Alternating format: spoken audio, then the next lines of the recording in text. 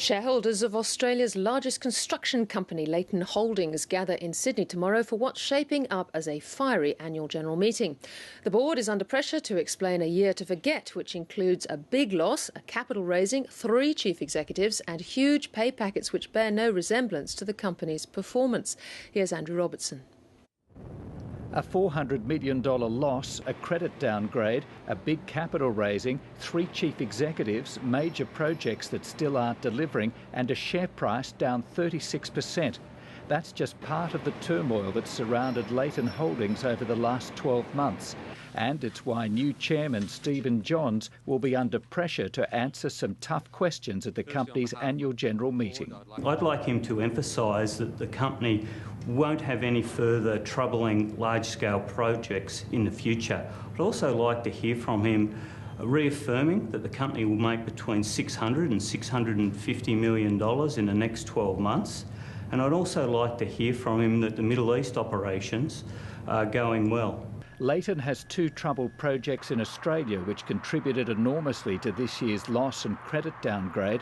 Fund manager Roger Montgomery says they also need detailed and credible explanations. The desal plant in Victoria, the airport link in Brisbane, I don't think there's sufficient transparency on those. They're high-risk projects, they're losing money, they potentially could lose a lot more, and I think the company needs to be more forthcoming with updates on how those projects are going. Also battering Leighton's corporate image in the last year was the messy departure of long-time boss Wal King, followed by the sacking of his successor David Stewart in August. Their shadows will loom large over the annual general meeting as shareholders are asked to approve termination payments to both men. They're huge payments, and for a result that reflects a loss of $400+ million. There's just no alignment there with shareholder returns. If shareholders approve, Wal King will walk away with $24 million. David Stewart will get more than $7 million for less than 8 months' work, while just for good measure there was a $750,000 retention payment to Chief Financial Officer Peter Gregg.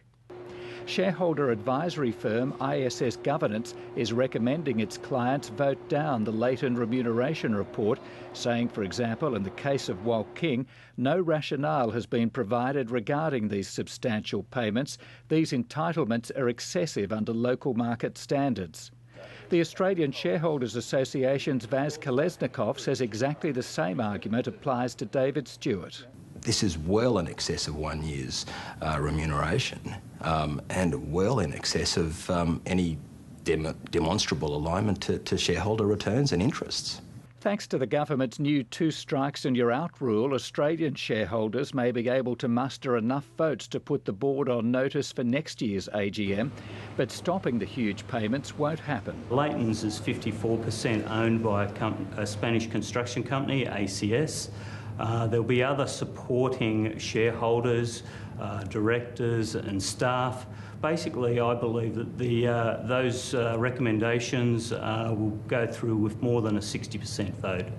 One would certainly hope that executives sitting in the boardrooms of Germany and Spain will be looking at the return on their investments.